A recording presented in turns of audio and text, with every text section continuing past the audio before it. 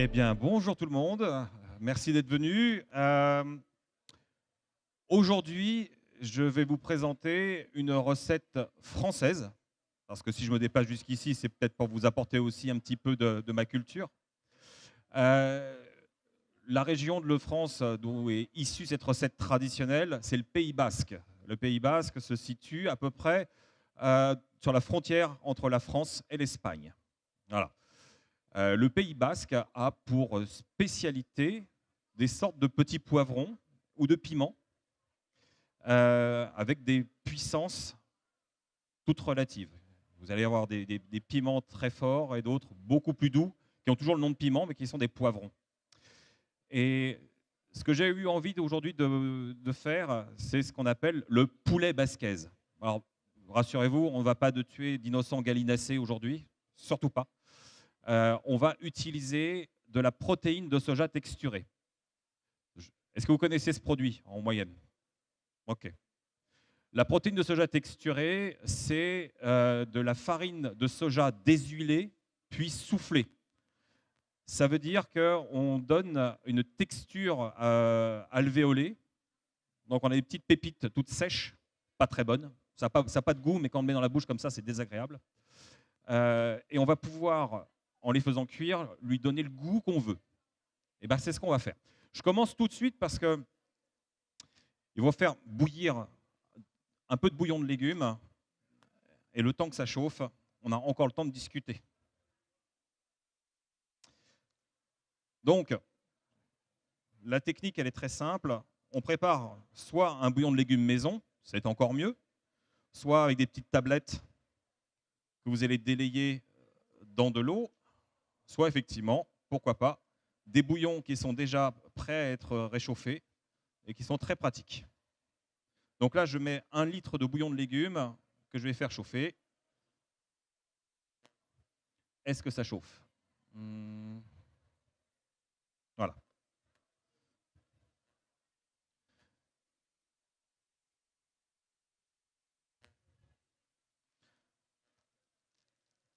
Une fois que le bouillon sera chaud, je vais rajouter les protéines de soja texturées et on va les laisser cuire un peu comme des pâtes pendant 10 minutes. C'est important qu'elles soient vraiment bien réhydratées parce que si elles sont trop fermes, ce n'est pas agréable sous la dent. Là, la première phase, elle est vraiment toute simple. Puis ça va nous permettre de faire autre chose. Je surveille. Ce qui est important aussi en cuisine, quand vous préparez ce genre de plat, c'est d'aménager le temps. Pendant qu'il se passe quelque chose, faites autre chose. Normalement, c'est un vrai ballet, c'est une vraie danse. Vous n'avez pas vraiment de temps mort. Et c'est important de pouvoir optimiser votre temps pour pouvoir manger et pas attendre longtemps, longtemps, longtemps. Les gens disent qu'on n'a pas le temps de cuisiner, mais généralement, c'est juste qu'on n'est pas très organisé. Moi, ce que je fais généralement, c'est que je fais déjà toutes les découpes pendant que ça chauffe. Comme ça va plus vite. Donc, c'est une recette qui est constituée de quoi? De protéines de soja texturées, de poivrons, de tomates, oignons, ail. Donc des ingrédients simples, très méditerranéens. Et puis bon, il y a d'autres petites choses, mais on y reviendra après. La première chose que je vais faire, c'est ouvrir mes poivrons avec juste la pointe d'un couteau, un petit couteau. Vous tournez autour de la queue. Ça va vous permettre, en toute simplicité, de retirer le cœur avec le trognon. Une fois que vous l'avez retiré, vous fondez en 4.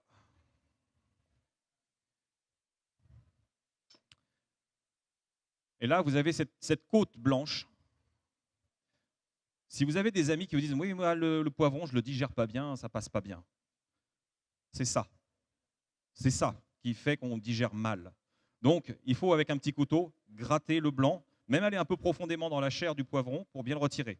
Bien sûr, retirer les pépins tant qu'à faire, parce que ça aussi, ce n'est pas très digeste. Donc, je retire tout ça, tout simplement.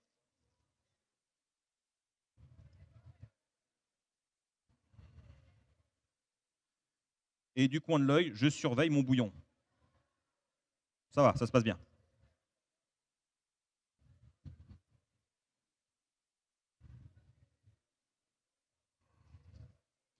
Voilà.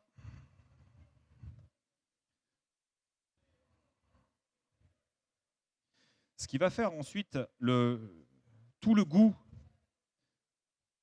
au niveau de cette recette, ça va être la préparation qui est un peu longue en termes de cuisson.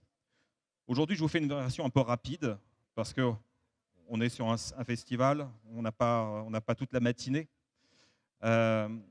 Le but du jeu, c'est généralement de le laisser mijoter. Moi, j'estime qu'une bonne demi-heure de cuisson va être plus intéressante parce que les saveurs vont être un peu plus prononcées. Ça va confire les poivrons dans la cuisson, ça va compoter un peu et c'est beaucoup plus gourmand. Mais une version rapide est tout à fait acceptable et tout aussi bonne.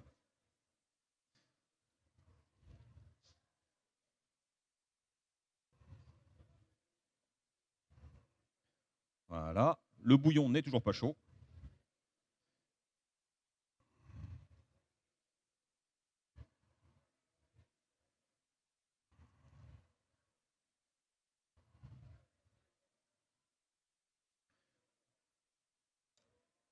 Vous pouvez utiliser des poivrons de n'importe quelle couleur. Ça n'a pas une une importance énorme.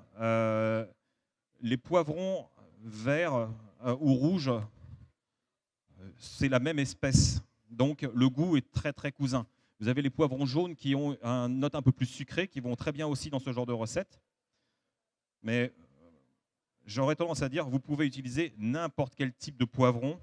Ça donnera à peu près le même résultat à peu de choses près. Après, c'est beaucoup plus sympathique dans l'assiette d'avoir différentes couleurs et ça donne un peu plus de gourmandise. Mais vous pourriez tout faire avec du poivron rouge. Mais bon, sachant qu'on va utiliser un peu de piment, qu'on va utiliser de l'oignon rouge, qu'on va utiliser de la tomate, ça fait vraiment un plat très très très rouge. C'est pour ça que le vert, c'est bien aussi, ça casse un peu au niveau du visuel. Voilà. Mes poivrons sont nettoyés. Alors une fois qu'on les a nettoyés, on va les couper en lamelles.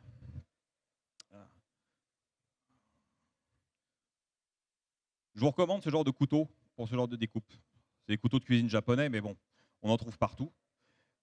Il suffit de couper du côté de la chair et non pas de la peau. Vous posez la peau à plat. D'ailleurs, de toute façon, naturellement, vous voyez bien que ça se pose plus facilement. Mais vous suivez simplement la logique. Voilà. Des petits bâtonnets comme ça, comme des frites de poivron. Ça ne va pas être mal. Donc, vous coupez vos morceaux.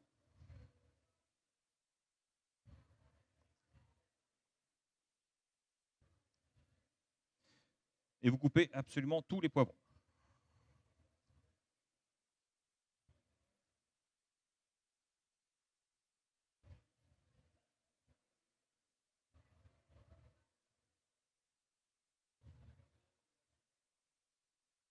N'oubliez pas que pendant ce temps, vous avez un bouillon qui attend, qui n'est toujours pas chaud. Mais heureusement, on a encore du travail, donc pas de problème.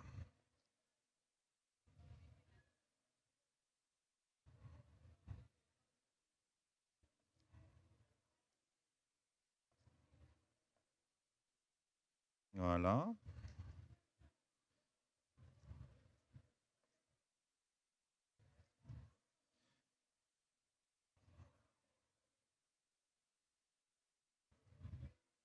J'ai un peu lentement parce que ce n'est pas mon couteau. Et je ne sais pas si vous avez un peu en cuisine cette habitude d'avoir le manche, le poids qui fait que vous êtes à l'aise. Puis quand ce n'est pas votre matériel, c'est là qu'il y a des accidents. Donc, je fais attention.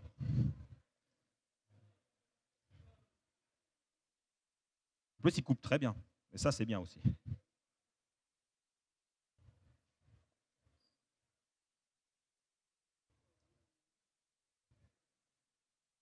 Bon, pour l'instant, c'est pas compliqué. c'est à la portée de tout le monde. Rassurez-vous, la suite, c'est aussi simple.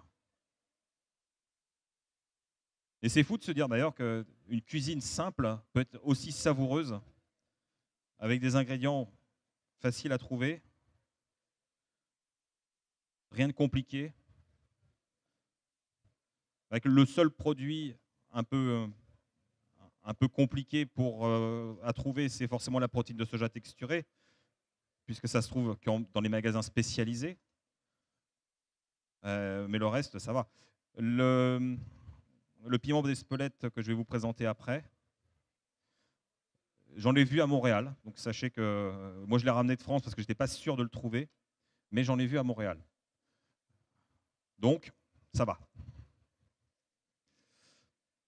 Ensuite,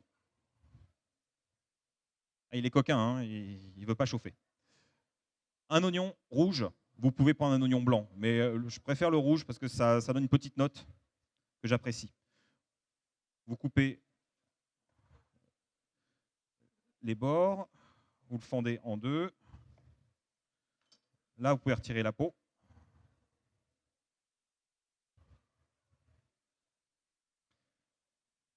Alors, petite astuce pour ceux qui ont peur de travailler les oignons. Astuce que je ne mets pas en œuvre, hein, parce que je n'ai pas ce qu'il faut. Mouillez vos mains, tout simplement. Vous passez vos mains sous l'eau avant de travailler l'oignon. Et toutes les petites substances qui arrivent dans les yeux, qui font pleurer, elles s'accrochent à l'humidité sur les mains. Ce qui fait que du coup, on est tranquille. Alors ça marche quasiment toujours. Ça, c'est les vieux trucs de grand-mère en cuisine.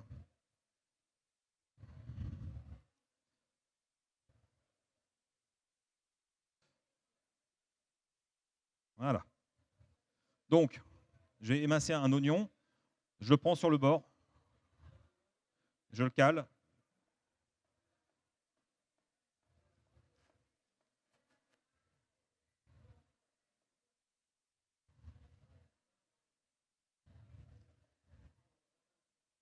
Voilà.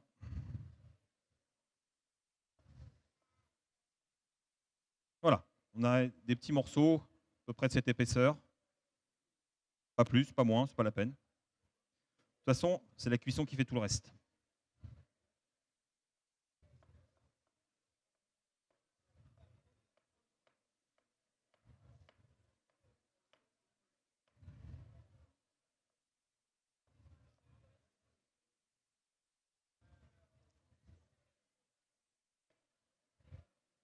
Voilà. Notre oignon est prêt. Je le mets dans un coin.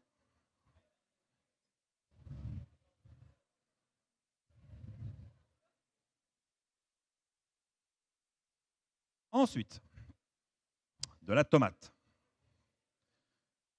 Bon, ce n'est pas totalement la saison des tomates, mais c'est pas grave. Moi non plus, je ne suis pas de cette latitude-là. Donc, pour la tomate, n'oubliez pas de bien les laver avant. Mais je n'ai pas de conseil particulier. Il n'y a pas de variété de tomates plus adaptée qu'une autre pour ce type de recette. De toute façon, ça va cuire, ça va se compoter, ça va quasiment fondre. Donc la qualité de la chair n'aura pas une grande importance. Tout ce qu'on ne veut pas, cette partie-là, moi j'ai horreur de ça. Donc pareil, j'incise en biais et je retire ce morceau.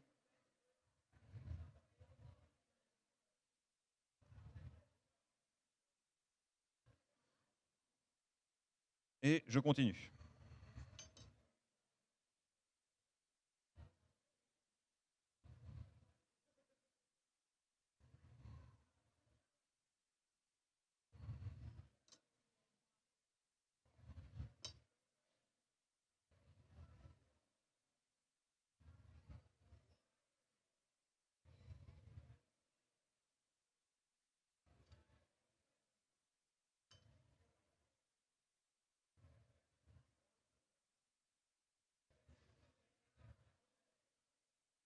Ok. Ça, poubelle. Ça commence. Il y a 1 litre, il était un peu froid, donc forcément, c'est long. Je prépare ça et on continue. Donc là, l'idée, ça va être de concasser la tomate. Concasser, ça veut dire couper en petits morceaux. Donc là, vous sentez-vous libre. Il n'y a pas besoin de retirer les pépins, il n'y a pas besoin de retirer la peau. On garde tout.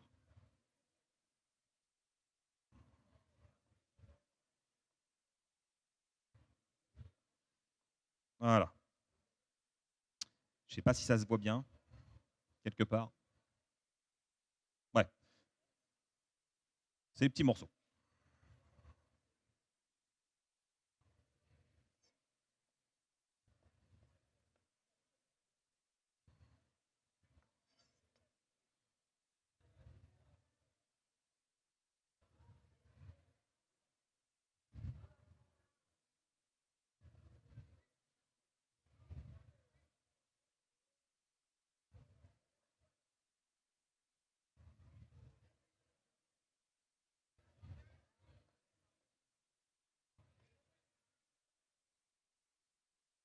Alors, ce que je vais faire pour gagner un peu de temps, parce que ça chauffe tout doucement, c'est que je vais changer un peu le plan, mais ce n'est pas très grave. C'est que j'ai commencé à faire revenir mes poivrons et mes oignons pendant que ça chauffe. Je mets un bon filet d'huile d'olive, c'est-à-dire que je couvre le fond de la casserole. Très bien.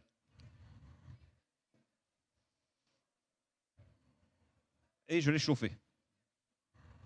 Pendant ce temps, hein, on ne perd pas de temps, on continue.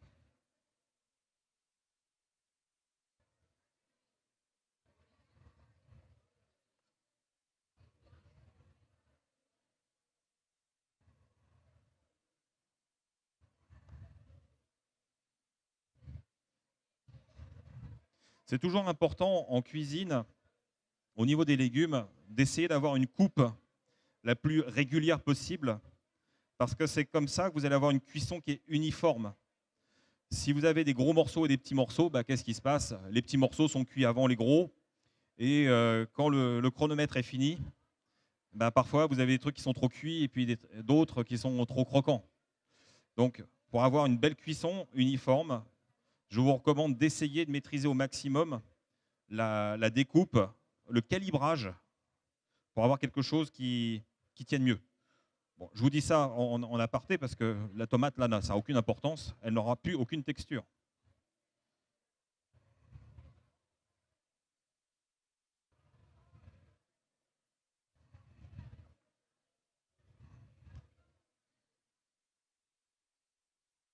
J'ai l'impression que le bouillon commence à bouillonner.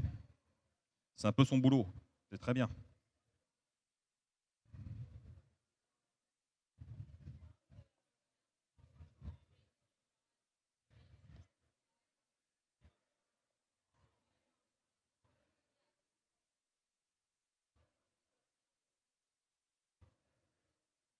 Et l'huile, elle est presque à température, j'ai l'impression. Elle commence à troubler légèrement. Faites attention à ne pas la brûler, ce serait quand même un peu dommage, puis c'est pas très bon pour la santé.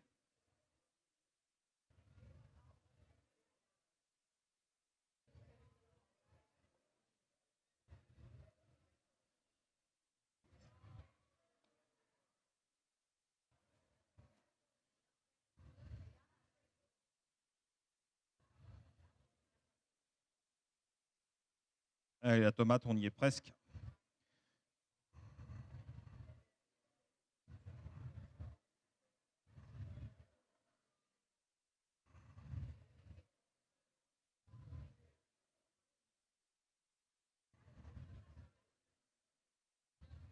Oui, il y a comme un petit travail de découpe.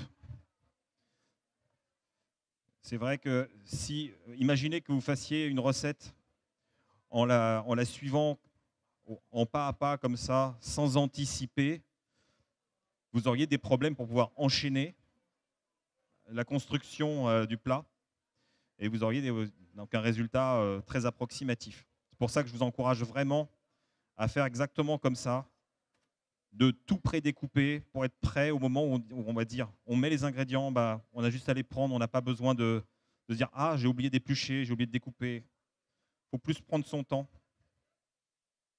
Voilà, mes tomates elles sont bien. Mon bouillon est presque bon et ça c'est bien.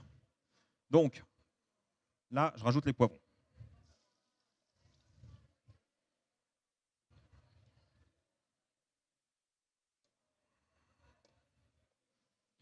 Je dégage mes tomates.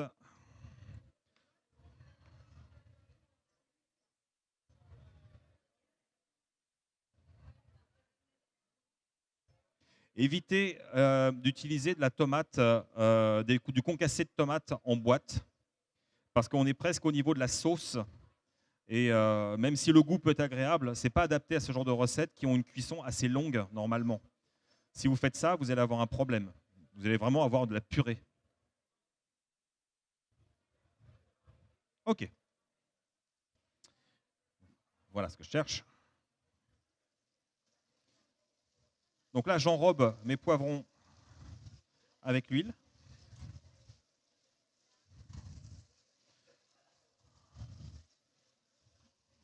Voilà. Je vais peser mes protéines de soja texturées. Alors, pour ce type de recette, où on essaye de remplacer du poulet, du blanc de poulet principalement, eh bien, des protéines un peu épaisses, comme ça, des petites boules, c'est parfait. Ça va remplacer un peu la texture d'une viande blanche.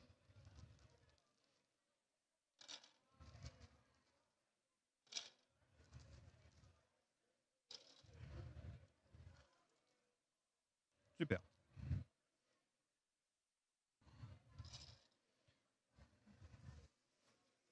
Ok, je lance.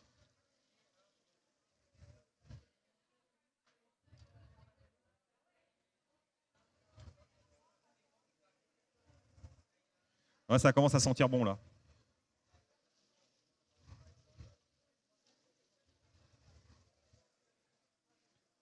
Les protéines, vous les couvrez, comme ça va garder un peu de température, ça va accélérer les choses. Je rajoute mon oignon. Je remélange.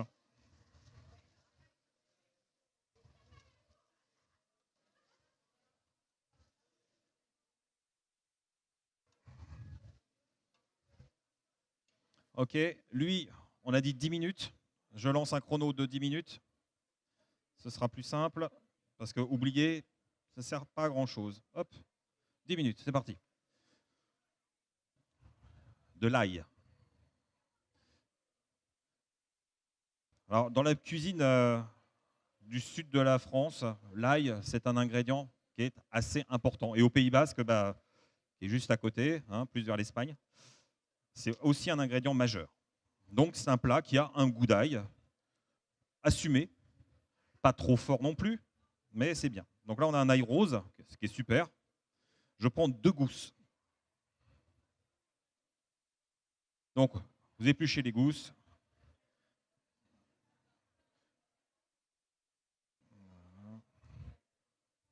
Pareil, si vous avez juste un évier à portée de main, vous les passez sous l'eau. Ça aide à décoller la peau plus facilement au lieu de, comme je fais, là, gratter. Après, je vais avoir les doigts qui s'entaillent. Mais bon, une cuisine sans odeur, c'est une cuisine un peu triste, donc il faut assumer.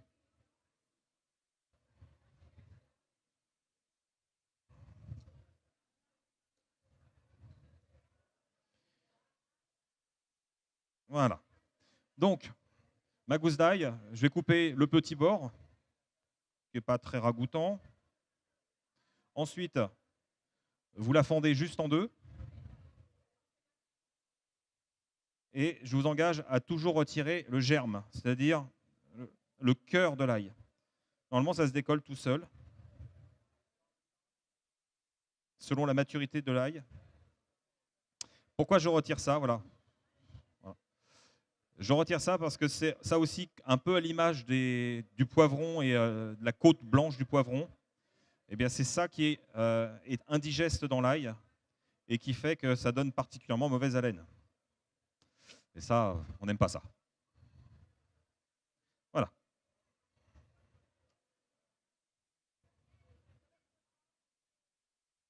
Je surveille ça, que ça n'attache pas.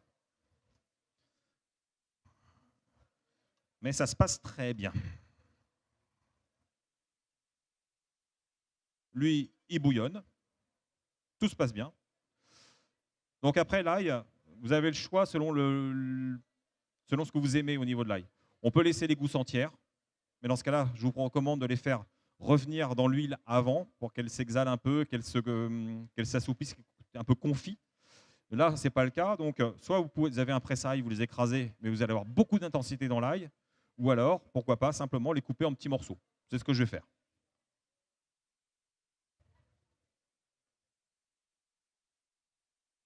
Quand je dis en petits morceaux, c'est ça. Hein. On n'est pas sur des morceaux... J'ai recoupé en deux dans le sens. Voilà. Ça, c'est très bien.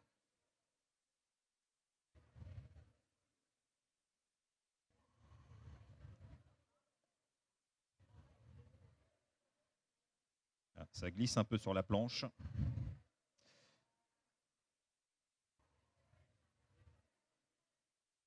Ok. J'ajoute mon ail tout de suite. Ah, un morceau qui est parti. Pas très grave. Il y en aura assez. Ok.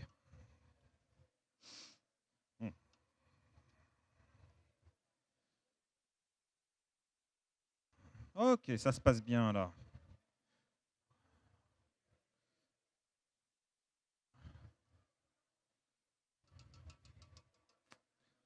Ça travaille tout seul. Continue, on anticipe. Je vais rajouter 2 petites branches de thym. Voilà. Une feuille de laurier. Et hop. Ce que je vous recommande sur les feuilles de laurier, c'est d'inciser. Vous voyez quand même, vous avez les nervures de la plante, inciser dans le sens inverse en redescendant. Ça va exhaler les saveurs. Vous appuyez pas fort, hein, ça ne sert à rien, c'est un peu presque le griffer.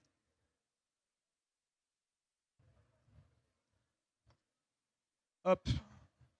Les branches, je les laisse comme ça. Ça marche très bien aussi. Il y a des gens qui n'aiment pas le thym, à tomber sur les morceaux du thym. Vous pouvez dans ce cas-là utiliser des petites poches, comme pour le thé, les sachets de vrac. Vous allez pouvoir faire vos sachets de thé vous-même. Vous pouvez utiliser ça pour mettre justement ce genre d'aromates. Vous les mettez dedans et avec le bouillon, ça va donner le goût. Et vous avez juste à retirer la poche et vous n'aurez plus les morceaux. Moi, j'aime bien les morceaux. Donc, j'impose mes choix. Je mets des morceaux. Super. J'ai gardé le sel à portée de main, parce qu'il n'y a rien de pire qu'un plat qui n'est pas correctement salé à cœur, je trouve. On a encore un peu de temps. J'anticipe. C'est comme beaucoup de plats français, il y a du vin. Il ne fait pas exception. On utilise un vin blanc. Donc aujourd'hui, ce vin qui a été acheté à Montréal est un Chablis. Donc c'est très bien. Il faut éviter les vins qui sont trop sucrés. Préférez un vin fruité avec des notes acides qu'un vin trop sucré.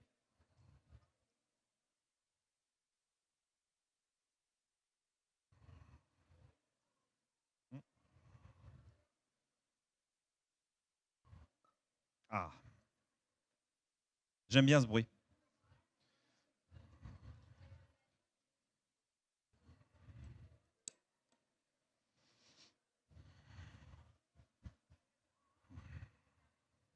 Normalement, quand vous cuisinez, vous allez voir que votre nez vous guide autant que vos sens avec la chaleur, vos yeux avec l'aspect des choses.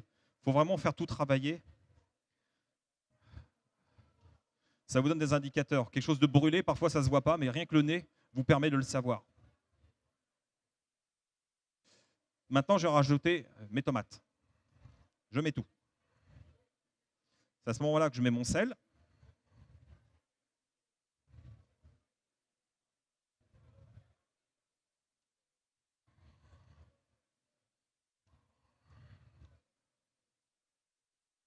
Et ça continue à mijoter.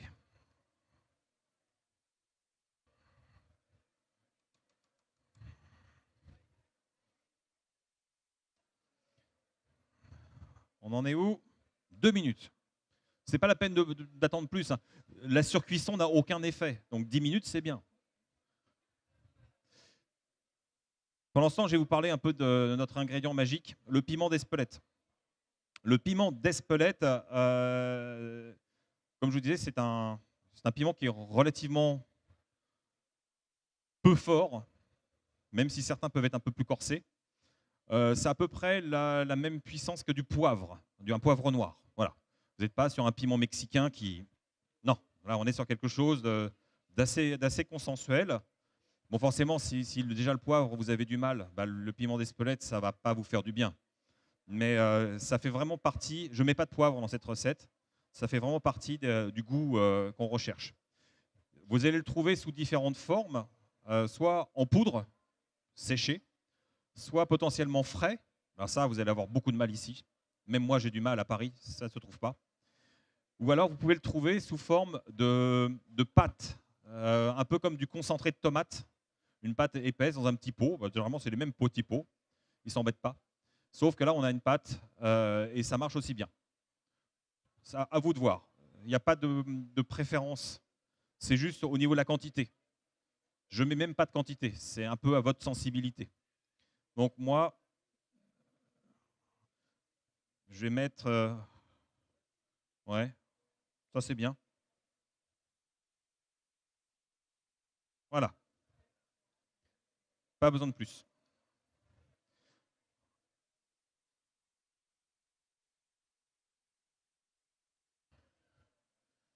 Voilà. 40 secondes.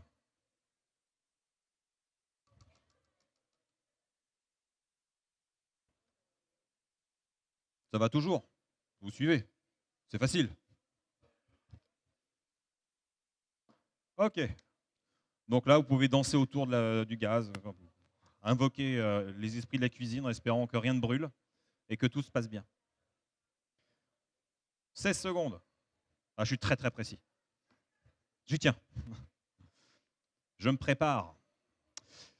L'action suivante, ça va être d'égoutter les protéines de soja texturées, mais surtout de les presser. Parce que la protéine de soja texturée telle qu'elle, ah, ça vibre, ça y est, ça y est, ça y est, ça y est. Stop, on arrête tout. La protéine de soja texturée, c'est un corps spongieux, donc ça boit tout. C'est gorgé de liquide. Donc si vous le prenez comme ça et que vous le consommez, vous allez faire il y en a pas. Non, c'est pas bon. C'est pas bon du tout. Il y a mieux. Alors, ce que je vais faire, c'est que je les prends. Je vais pas. Normalement, je les transfère dans l'évier. Tout le jus de cuisson s'en va. Et puis, ça va bien comme ça. Mais là, on ne va pas gâcher. Je mets toutes les boulettes réhydratées dans la passoire. Et à l'aide de la spatule, je vais les presser sur la paroi de la passoire. Et ça va permettre de chasser un maximum de liquide de l'intérieur des boules.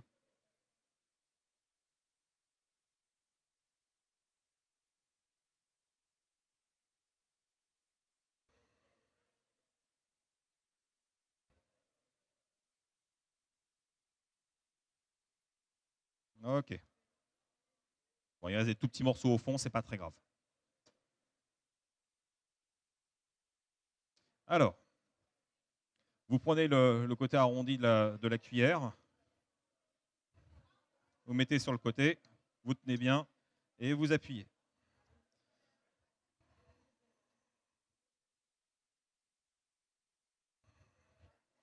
Et j'ai de la buée plein les lunettes.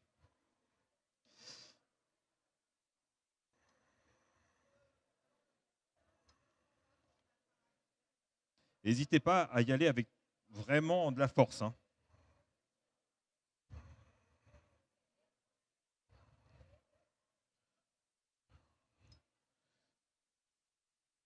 Voilà, c'est pas mal.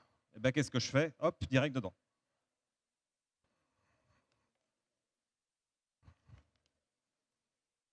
Et on remélange tout.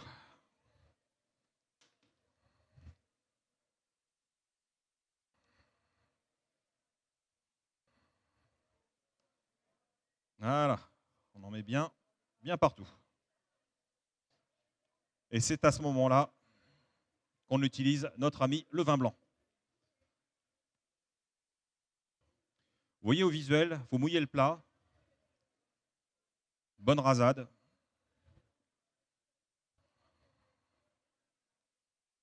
Voilà, on remélange. Et ça se passe tout seul.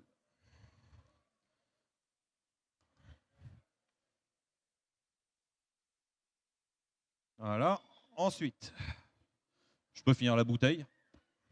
Vous pouvez la garder pour servir avec le plat. Là, c'est en train de mijoter. Techniquement, vous pouvez laisser ça à feu moyen ou feu doux pendant une demi-heure, tranquillement, l'oublier. On n'a pas tout le temps du monde ici. Donc là, on va le laisser faire un petit peu, et après, on va voir. Mais ça va aller assez vite.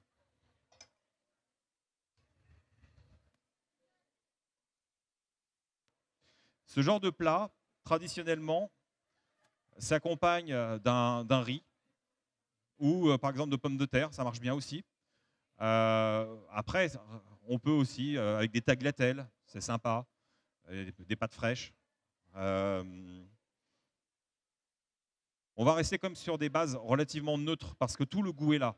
C'est pour ça que le riz, les pâtes, la pomme de terre, c'est vraiment intéressant et puis ça donne du corps parce que c'est assez léger comme plat malgré tout. C'est très aromatique, mais le poivron, c'est vrai que ça n'a pas une texture qui fait qu'on ça tient encore toute la journée. On a la protéine pour ça, c'est sûr. Mais vous ne pouvez pas manger un plat juste comme ça. C'est d'ailleurs un peu tout le sens de la cuisine française. Vous savez bien que vous avez d'un côté la viande et la garniture. La cuisine méditerranéenne met plus de place aux légumes dans le plat, où il y a normalement la viande. Mais il faut quand même un petit accompagnement pour effectivement être bien rassasié.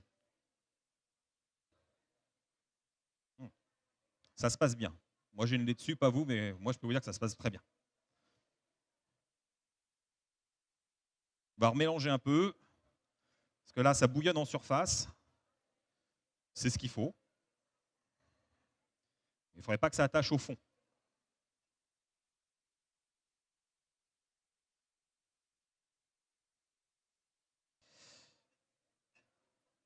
OK. Alors, en attendant, je vous annonce que j'en ai environ pour 4 portions, là. Pour 4 personnes qui vont avoir une véritable assiette.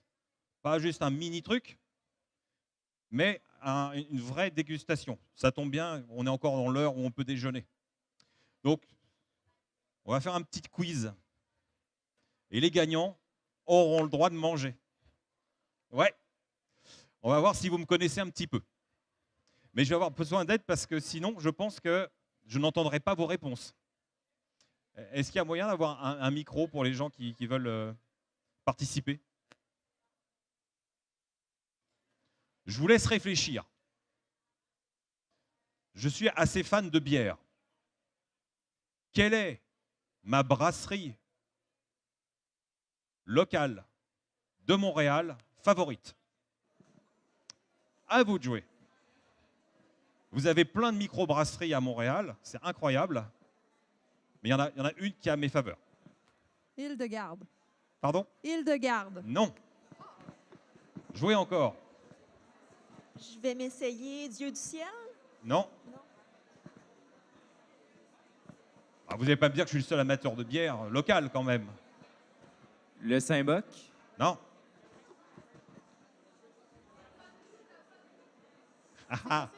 Pendant ce temps, ça cuit, hein? Alchimiste. Elle est bien, mais non. Il y a une main qui a été levée, là. Il y en a. Glutenberg. Non. Imaginez qu'elle est suffisamment célèbre pour que je la connaisse en France. Les Trois Brasseurs. Non. Non. À une main, là.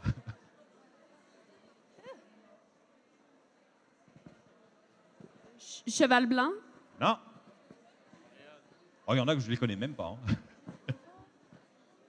Je peux pas tout connaître. Le Trou du Diable.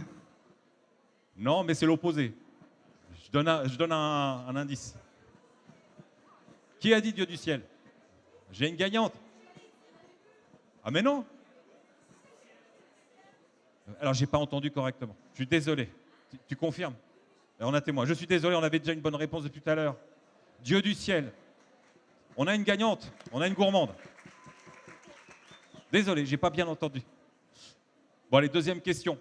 Encore un peu dans le local, on va passer. Moi, j'adore cuisiner en musique. Eh ben, il y a un groupe de Montréal que j'adore, que j'ai même été voir en concert. Alors attention, on est sur quelque chose d'alternatif. Hein. Ne me sortez pas un truc que vous pouvez entendre à la radio. Mais quelque chose qui est dans la culture de Montréal depuis 15 ans au moins. C'est un vieux groupe, qui est toujours actif, très alternatif, très militant. Bah, c'est pas très alternatif, les cow-boys fringants. Non, non, c'est pas très alternatif. Plus expérimental. Noir Silence. Non. Godspeed You Black Emperor. Yes. Et ben voilà. C'est pas du bon son, ça. Et ben pour cuisiner, je l'adore. Aussi. Ça bien, c'est bien. On a déjà 2 gagnants. Il me reste encore 2. Alors, quel est le thé que je préfère? Parce que je suis un gros buveur de thé. J'ai fait l'école du thé à Paris. Je suis passionné par le thé et il y a un thé en particulier que j'adore. Bon, pour savoir ça, normalement, il faut me suivre un peu sur les réseaux sociaux parce que je parle beaucoup. Matcha. Non, j'adore le matcha, mais c'est pas ça. Le oolong. Non, Le sencha. non plus. Rooibos. Non, c'est pas du thé. Le thé vert. Ah, il faut être plus précis. Lapsang Souchong. J'adore ça, mais c'est pas mon favori. Je vous donne un indice. C'est un thé chinois. Donc, c'est une région de Chine. Comme matcha. Ah non, ça c'est japonais. Non. Le jasmin. Non. C'est un thé non parfumé. Allez. C'est super thé- facile. Chai. Pardon? Le thé chai. Non. Matcha. Matcha. Non. Ah là là là, c'est pas si simple. Le Sejong. Non. Mais c'est bien, c'est bien. Oolong. Non, elle a déjà été dit. Et le oolong, c'est pas une région, c'est une technique. Tant pis. Vous n'allez pas trouver, je pense. Donc, je vais faire gagner la personne qui a dit l'Apsang Souchong, parce que c'est un de mes favoris aussi. Mais c'est pas mon favori. Moi, mon favori, c'est le Yunnan. Et le Yunnan, historiquement, c'est la région d'origine du thé. Les plants de thé de Camellia sinensis sont arrivés, on poussait dans les montagnes du Yunnan et ont été exportés ailleurs par la suite. Donc c'est le berceau du thé. Et le Yunnan, c'est un thé dit rouge, mais ce n'est pas du rooibos. Et pendant ce temps, ça a fini. Hein. On est bien. Et il me faut quand même un 4e gagnant, parce que ce serait dommage. Je ne vais pas tout manger. Hein. Je suis assez fan de musique électronique. Et effectivement, Godspeed You Black Emperor, c'est quelque chose que j'écoute qui n'est pas du tout la musique électronique. Mais dans la cuisine, tous les jours, quel est le type de musique électronique que j'écoute tout le temps? Ça peut durer des heures. Allez, essayez. On est dans la famille de la techno. Ça a débuté dans les années 90, c'est toujours d'actualité. Je donne des indices parce que sinon c'est pas facile. Trance. Pas mal, mais c'est pas assez précis. Psytrance. Yes. Je suis plus sur la Goa parce que je suis très old school, mais Psytrance, oui. J'ai un gagnant. Eh ben j'ai 4 gagnants, j'ai 4 gourmands. Alors, on va passer à la dégustation. Faut que je vois comment on s'organise pour vous donner 4 assiettes. Et c'est parti pour le festival de saveurs. Enfin, j'espère que ça va vous plaire. Oui. Une bonne portion. Alors, je retire ça maintenant parce que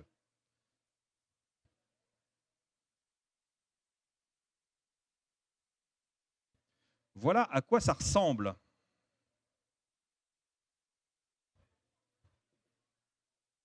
Ah, on voit pas bien. Hein. Bah, vous savez quoi? Comme j'ai envie que vous voyez ce que c'est, je vais passer.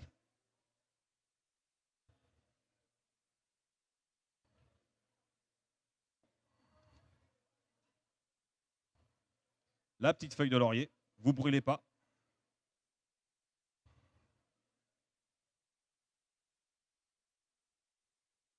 Ah, encore la deuxième branche de thym.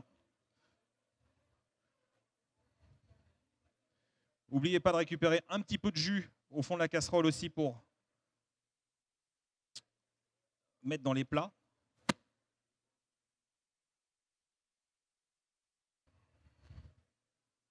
Voilà.